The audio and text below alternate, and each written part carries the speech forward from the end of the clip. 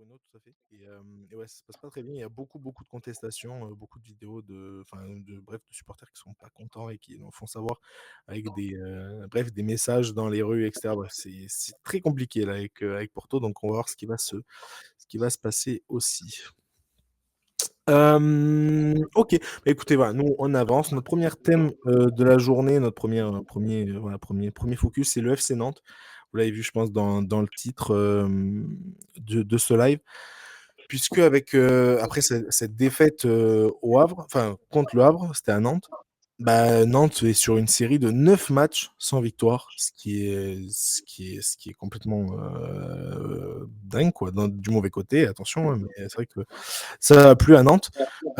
Très rapidement, comme ça, Nico, après on va enchaîner sur le reste, hein, mais qu'est-ce qui va pas à Nantes là? C'est quoi ces mauvais résultats? Qu'est-ce qui cloche? Je pense qu'il y a une grosse crise de confiance. Il y a eu des matchs qui n'ont pas tourné en leur faveur, notamment le match contre Lens, où ils menaient 2-1 et dans les 10 dernières minutes, Lens renverse le match. Je pense que c'est un match qui leur a fait très mal dans les têtes. Mhm. Et là, contre le Havre, je pense que déjà, encaisser un but dès la 3e minute, ça les a plombés à domicile, dans un contexte assez lourd, parce qu'on sait qu'il y a un problème qui dure depuis des années entre les supporters du FC Nantes et Valdemar Kita, Tout à fait. le propriétaire du FC Nantes.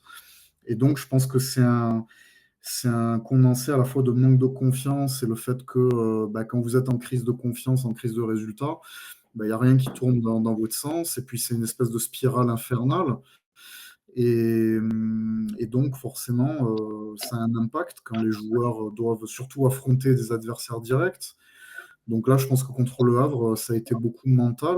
Et je pense que voilà, ils doivent simplement se serrer les coudes et essayer de vider la tête et d'essayer de travailler mentalement, parce qu'il n'y a que comme ça qu'ils pourront s'en sortir.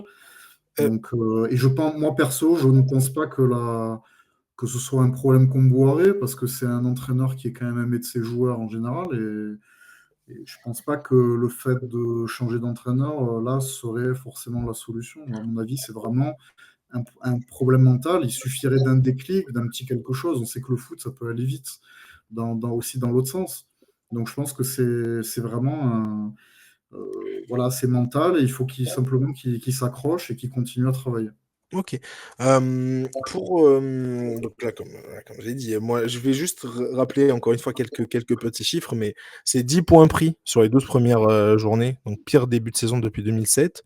11 matchs perdus à domicile, déjà, donc c'est assez, bref, c'est pas ouf. 0,9 points depuis, voilà, pour Comboiré cette saison par match, 0,9 points. Et 4 défaites d'affilée en Ligue 1, là, c'est la troisième fois seulement que ça arrive. Je crois que c'est dans les 10 dernières saisons, quelque chose comme ça.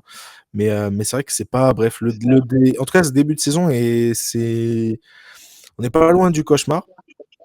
Même si, encore une fois, au début, c'était pas mal, mais cette période est assez compliquée. David, du coup, bah, forcément, la question, elle est assez, comment dire, elle est assez évidente. Nico l'a déjà un peu entamé, mais c'est quoi la suite pour le FC Nantes? Comment se relancer? Est-ce que ça passe? Ben, Nico pense pas, mais j'ai envie d'avoir ton avis. Est-ce que ça passe par la fin de Comboiré à Nantes ou pas? Je suis assez d'accord avec Nico que pas forcément. Comboiré, il a déjà prouvé par le passé qu'il pouvait faire sauver cette équipe, qu'il peut faire bien jouer cette équipe. Ok. Le problème là, c'est qu'il est vraiment comptable, le problème. C'est-à-dire que là, Nantes perd ce week-end contre Le Havre, qui est vraiment un rival direct pour le maintien. Et dans le même temps, Saint-Étienne bat Montpellier. Donc Saint-Étienne, qui était une autre équipe qui était potentiellement à jouer le maintien, se retrouve à prendre de l'air par rapport à cette zone-là. Donc Montpellier, eux, ils sont vraiment à la cave, hein, c'est une catastrophe. Nantes et Angers qui se retrouvent du coup dans les deux dernières places, dans les deux avant-dernières places. Et du coup, le rival direct pour le maintien maintenant, c'est Rennes. Or, je vois pas Nantes rivaliser avec Rennes sur le long terme, même si Rennes connaît une très mauvaise passe et Sampaoli a effectivement pas débuté sous les meilleurs auspices. Mhm. S'il faut se battre avec Rennes pour éviter la 16e place, ça va être compliqué. Donc là, Nantes, va falloir quand même faire quelque chose. Donc peut-être qu'ils vont quand même virer Comboiré pour créer cet électrochoc et tenter le tout pour le tout et une, ouais, du fameux choc psychologique de la trêve hivernale. C'est possible, mais je suis pas convaincu que ce soit la meilleure solution. Je pense que les erreurs de la famille Kita depuis 10 ans maintenant, on les compte, on n'arrive même plus à les compter tellement elles sont nombreuses.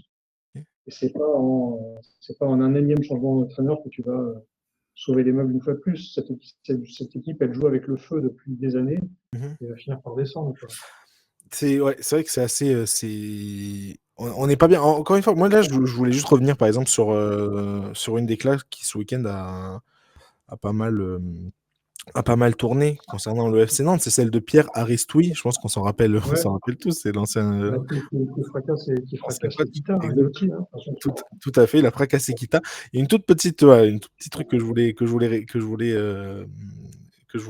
mettre, c'est qu'en gros, il explique que lui, il avait perdu, enfin, il a été viré après 4 matchs sans victoire. Donc 4 matchs sans victoire, il se fait virer. Et que là, Comboiré en est à 9. Donc bref, c'est vrai qu'il a réagi par rapport à ça. Enfin, il a réagi à 8. Et ils n'avaient pas encore perdu contre Le Havre. Mais bon, bref, dans les faits, c'est la même chose. Puis là, le Comboiré en est à 9. Il explique qu'il n'aurait pas survécu. Est-ce que Comboiré survit parce que c'est un ancien du FC Nantes? Est-ce que c'est parce que. Enfin, comment on l'explique là Est-ce que Il les a quand même Comboiré emmenés, emmenés jusqu'à une Coupe de France. Enfin, Comboiré, il a quand même du crédit, hein, mais après. C'est pour ça, c'est ça ma question. Parce que, encore une fois, Aristoui, il est viré alors qu'il est 11e de Ligue 1. Donc, Ouais, mais bon, ça, c'est. Tu peux pas comparer les saisons. Là, il est dans une passe qui est catastrophique. Comptablement, c'est catastrophique. Il n'y a rien qui va. Il n'y a rien qui tourne. Maintenant, il y a un mercato d'hiver qui s'avance. Peut-être qu'ils vont pouvoir recruter un ou deux joueurs. Peut-être qu'ils vont pouvoir trouver des solutions. Je sais ok. pas. Autre petite chose, donc il y avait eu Gourvenec entre juste pour, c'était pas Comboiré qui a remplacé directement Gourvenec, enfin qui a remplacé directement Rissoui, c'était d'ailleurs c'est pour rappeler rapidement, c'est Comboiré de 2021 à 2023, il est viré en mai 2023, Aristoui arrive, il reste là jusqu'en novembre de la même année. Il est viré alors qu'il est 11e, Gourvenec arrive, ça se passe pas non plus hyper bien, et puis c'est Comboiré qui revient mi-mars, donc bon, bref, c'est vrai que ça paraît, on dirait que ça fait une éternité en fait. Comboiré, c'est là depuis mars 2024. Quoi. Ouais. Ça fait pas très longtemps, donc ok. Bon, vous êtes plutôt dans le côté on laisse un peu de temps à Comboiré. Moi, je vais te donner un exemple pour rebondir sur ça. C'est Didier Digard qui était. Le Havre était à la cave il y a 3 semaines. Et puis, Didier Digard, mine de rien, enfin, il n'y avait rien au Havre. Il se passait, enfin, ils n'arrêtaient pas de perdre. Et en plus, ils se prenaient même des grosses défaites. Là, Digard, il vient chez un concurrent direct à la Beaujoire, où quand même, c'est jamais facile de s'imposer. Tout de même, ça reste un stade prestigieux avec voilà, une équipe qui est jamais facile à manœuvrer chez elle, et il gagne 2-0. Donc c'est là où en fait, moi par exemple, je donnais pas cher la peau de Didier Digard, et bon, ils ont continué à lui faire confiance et il gagne chez un concurrent direct. Donc je pense que là, Digard, il a regagné du crédit juste avec un seul match, et il s'est Ouais, mais la peut-être affiché différence, c'est que 3 ou 4 Le Havre perdait tous ses matchs, mais jouait assez bien par un coup, quoi. Il y avait quand même du contenu. Donc c'est pour ça aussi que Digard, il a eu la confiance en se disant ça va finir par payer. Et effectivement, ça a fini par payer. Et on se rappelle, je peux pas non plus, là, je me rappelle toujours de cet exemple parce que pour moi c'était criant. Il y a 2 ans, la saison de 3 qui était encore en Ligue 1, qui était, je crois, 13e à la trêve et qui vire Bruno Irles pour faire venir le fameux entraîneur australien Kees Norbo, je crois, et qui ensuite a un bilan catastrophique. Ils ont fini par le virer quand il a descendu le club en Ligue 2. Et ensuite, en Ligue 2, c'était catastrophique, ils l'ont viré aussi. Donc on voit quand même que les changements d'entraîneur, selon le contexte, ils ne sont pas toujours judicieux non plus. Ok. Euh, Non, mais encore une fois, c'est bien d'avoir plein d'avis différents. C'est vrai que moi, j'avais l'impression de voir un peu une cassure. Et en plus, on l'a vu hier avec hier, c'était un peu, c'était abusé ce qui s'est passé. Le match a été interrompu. Je pense que vous l'avez forcément vu passer. Mais le match a été interrompu parce que les supporters étaient pas contents. Il y avait eu des problèmes, un peu d'envahissement de terrain, pas vraiment, mais bref, des personnes qui sont descendues, etc. Donc le match a été interrompu. Il y a eu des gros problèmes. Il a finalement repris 30 minutes après, quelque chose comme ça, pour se terminer quand même à 2-0. Il y a pas eu de comment dire bref, ça n'a pas été différent côté résultat, mais voilà, moi j'avais l'impression de voir ça, de voir un truc cassure. Maintenant, est-ce que c'est cassure entre les supporters et Comboiré ou cassure entre les supporters et Kita, comme tu as dit, qui dure depuis un moment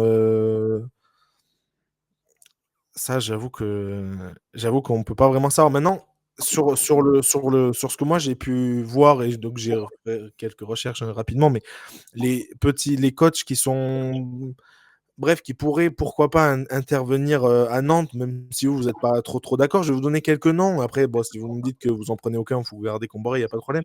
Mais je vais quand même vous donner quelques noms, juste comme ça, pour savoir s'il y en a un qui vous convainc un peu plus qu'un autre. Et pareil, si jamais il y a des personnes donc nantaises qui nous regardent, n'hésitez pas à réagir sur s'il y en a un qui vous donne un peu plus envie qu'un autre, etc. Donc on a Habib Bey, bon bref, évidemment, toujours en recherche d'un banc en Ligue 1. Est-ce que ce serait voilà, un peu trop la hype, etc. On ne sait pas trop. On sait pas trop ce que ça peut vraiment donner en Ligue 1, quoi. Il a fait monter le Red Star en Ligue 2, mais voilà, au niveau, on ne sait pas encore vraiment. Il y a Philippe Montagnier, qui, moi, me convainc pas mal. Un ancien joueur du FC Nantes, en plus. Il a joué au FC Nantes. Maintenant, après, il a un caractère, un sacré caractère de fou. Donc est-ce que ça peut coller à Ekita? Ça n'a pas collé à Toulouse, au final. C'est pour ça qu'il s'est fait virer, alors qu'il a fait des bons résultats. Ouais. Donc, bref, à voir, est-ce que ça peut vraiment coller? Je sais pas, mais un ancien de Nantes, il connaît. Comme pourrait dire Daniel Rignolo, même Gilbert Montagnier, ça pourrait coller au point où vous en êtes. C'est clair. Bref, du coup, après, on a aussi Julien Stéphan, qui est arrivé sur le marché là depuis qu'il s'est fait virer de Rennes. Stéphane Ziani, donc qui est pareil, un ancien joueur de Nantes, hein, ancien, et qui était, si je ne me trompe pas, du coup, il était entraîneur des U19. Je crois que c'était ça, entraîneur des U19. Donc voilà, et puis sinon, on a Zoumana Kamara, donc ouais, qui est libre depuis qu'il a quitté les U19 du PSG. Et puis, il y avait pas mal de gens qui parlaient aussi de Patrick Vieira, mais Patrick Vieira, du coup, maintenant, il a signé en Italie au Genoa, donc il est Moi, plus pour la rigolade, je prends Julien Stéphan parce que si ça se joue entre Rennes et Nantes, la dernière place de 16e, là, ça me ferait marrer que Julien Stéphan double le Rennes de Sampaoli pour. Ah ouais, toi, c'est dans le divertissement, hein, dans le divertissement. Voilà. Et puis c'est marrant parce qu'il y a quand les deux autres que tu as cités, Philippe Montagnier, donc Julien Stéphan, ouais, c'est un ancien Rennais. Philippe Montagnier a entraîné le Stade Rennais, il s'était fait virer aussi. Et je ne sais plus qui t'a cité aussi, qui avait entraîné le Stade Rennais également, parmi ceux que tu as cités. Il y a Montagnier, Stéphan et. Après, j'avais cité Stéphane Ziani, j'ai cité Habib Bey. Quand c'est sérieux, il n'a pas envie de revenir une deuxième fois. C'est vrai qu'il y a ça aussi dans l'eau, mais je pense pas qu'il en soit là. Après, sait-on jamais. Bon, mais du coup, dans ces noms-là, il n'y en a aucun qui vous séduit. Vous gardez quand même Comboiré. Pas de changement de. Moi, je prendrais pour le statu quo. Maintenant, Ok. là aussi, parce que si c'est pour mettre un entraîneur, il faut quand même que ce soit judicieux. Moi, je pencherais plus pour, s'il devait y avoir changement d'entraîneur, peut-être qu'un Ziani se collerait plus à la situation, dans le sens où là, il ne s'agirait pas de construire un projet, mais d'être avec quelqu'un qui connaît les arcanes du club. Parce que si vous commencez à mettre Habib Bey, il a besoin d'un projet qui se construit depuis le début de saison, je pense. Et je crois pas que ce serait dans son intérêt de venir dans un club comme ça. Du coup, tu repars pour un coup à la Aristoui à l'époque où il arrive et il était entraîneur Exactement. de la Et moi, pour réserve. moi, quand Aristoui s'est fait virer, c'était une grosse erreur parce qu'il était 11e, comme tu as dit, Ruben. Et c'était quand même assez incompréhensible. J'ai l'impression il a payé un petit peu son côté, le fait que ce soit pas sexy, le nom Aristoui n'était pas sexy comparé au fait que Kombouaré a quand même un certain pédigré, notamment au FC Nantes.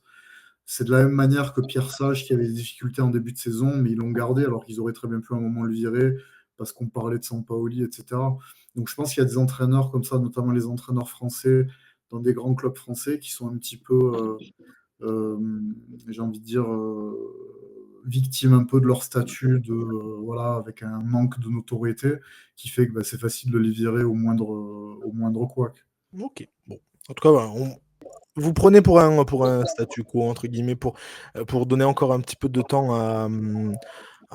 comment dire, à Nantes. Par contre, je veux une réponse assez claire. Et là, je veux pas une réponse de Normand. En plus, on est à Rennes, non à Rennes, à Nantes. Donc je veux absolument. Voilà. Dites-moi, combien de temps encore il peut tenir s'il n'a pas de. Enfin, si, en jouant comme ça et si les résultats n'arrivent pas, combien de temps vraiment vous donnez encore à. Parce que là, on va pas donner éternellement si Nantes continue à perdre. Combien de matchs allez vous donner pour qu'il redresse un minimum la barre, David? Tu lui donnes combien de matchs? Non, bah là, c'est Noël, hein. C'est la trêve de Noël, hein. S'il a pas gagné au moins 2 matchs au mois de décembre, c'est même pas la peine. Je sais pas combien de Donc, matchs d'ailleurs il a joué en décembre, parce il qu'il y doit en a, il y attaquer en- la il y Coupe a- de France, en décembre, il y en a trois. Il y a du coup PSG. Nantes, ouais, enfin, Nantes PSG, le 30, donc ça c'est encore en novembre. Il y a Nantes-Rennes, Ouais, voilà. c'est Et l'entrée, après, on va tout et, faire, a- et après, il y a Brest-Nantes le 15 avant la petite trêve de Noël. Ouais, Tu bah, donnes il va quoi? lui laisser 2, 3 matchs là. S'il fait victoire à domicile contre Rennes et un point pris à Brest, je pense que ça va suffire pour garder Comboiré. Ok. Bon, il va pas se déplacer au parc pour aller prendre des points, mais Moi, après, j'allais bon, dire, C'est le derby, c'est s'il bat bientôt. Rennes, Moi, j'allais dire, c'est bientôt Noël. On peut imaginer une victoire contre le PSG. Alors, ce serait miraculeux, mais ce serait un beau cadeau de Noël pour les supporters. Mais imaginez, je dis simplement ça, on ne sait jamais dans le football. Imaginez que cette équipe de Nantes batte le PSG, soit la première équipe à battre le PSG. Kombouaré, il se relance complètement. ah oui, Alors, bien sûr. C'est évidemment, il pour ça faudra que battre le PSG. Ça relèverait un peu du miracle, C'est ce que surtout en ce j'allais dire. moment. Ça, pour le coup, hein, je suis pas sûr qu'on va forcément croire au miracle, mais Mais pourquoi pas. sait-on jamais Non, mais bien sûr. Mais du coup, question très, encore une fois, pragmatique. J'ai la même qu'à David. Tu lui donnes combien de temps? Là, sur les Non, 3 prochains matchs moi, jusqu'à comme Noël, David, à Noël, hein. Moi, pour c'est moi, ça? Noël, Par exemple, là, c'est si sur les, 3 matchs. sur les 3 prochains matchs, c'est 3 défaites, Trois c'est. matchs. Non, Ah oui, évidemment, s'il y a oui, trois évidemment. défaites, sur la porte, je ne vois pas comment il peut s'en sortir, Anthony Ah ouais, Kombouaré. Maintenant, même pas de suspense. maintenant, Même pas de imaginons suspense. que, par exemple, il gagne à Brest, qui est quand même en difficulté en championnat en ce moment. Même s'il ne bat pas Rennes et le PSG, Kita le garde jusqu'à Noël avec une victoire à Brest. Pour moi, le juge de paix, ce sera peut-être la Coupe de France, parce que là, s'ils affrontent un- une petite équipe et qu'ils perdent, bon là, oui, effectivement, c'est fini. Mais pour moi, c'est vrai que Noël, normalement, il faudra faire le point à Noël, voir où en est cette équipe. Ok, Et bon, après, c'est vrai qu'ils ont un calendrier qui est horrible, hein. En janvier, ils enchaînent c'est déplacement pour à ça. Lille et Et réception de Monaco. Monaco. Et c'est pour ça, c'est ce que j'allais dire. Le calendrier là, de Nantes, il est vraiment compliqué. C'est PSG, Rennes. Bon, Rennes avec Sampaoli, mais il faudra bien qu'il se relance à un moment donné, hein. Et pour le coup, en termes de qualité, alors oui, c'est le derby, donc ça va être un match ultra chaud, quoi qu'il arrive. Mais ça va être Rennes. Après, c'est Brest. Bon, voilà. Je pense que comme vous, vu que c'est l'équipe vraiment en difficulté en championnat, c'est peut-être là où il y a des points à prendre. Mais après, c'est Lille, Monaco. Il y a Saint-Etienne pareil, dans l'eau, mais après, c'est Lyon. Donc, c'est compliqué, quoi. Ah, c'est une catastrophe. Ouais, c'est une catastrophe. Il peut être relégué fin janvier, là, virtuellement. C'est dingue, hein. C'est une C'est catastrophe. dingue. Donc, Ouais. voilà. Donc, à voir. Moi, j'avoue que je sais pas si je suis pour le statu quo, pour pas le statu quo, mais en tout cas, ouais. Bon, en vrai, je vais vous rejoindre là-dessus. On va se serrer la poigne là-dessus. Ce sera à Noël. Il faudra voir où est-ce qu'ils en sont à Noël. OK, bah, écoutez, très bien. On peut passer à la